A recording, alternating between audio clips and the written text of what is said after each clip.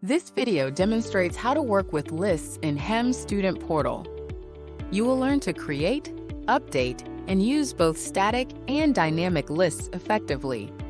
In the main menu, click on Lists. To add a list, click on Actions. Then click Add New. You have two types of lists, dynamic and static. We will create first a static list, which is an empty list with no filters. Enter your list name. Once you're done, click on Finish, and your static list is created.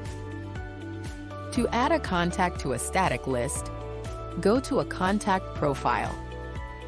Under Actions, you have the option Student List. Choose the static list you created. Click Update to add the contact to the list. Go back to the List menu. Click on Actions. Click Add New to create a new list. Enter your dynamic list name. Click Add Filter to apply criteria. Click Choose Field. Fill in the filter field name. Click Add Filter to add more criteria. Click And/or to set filter logic. Click Choose Field to add another filter. Click to choose filter condition, such as equals or not equal.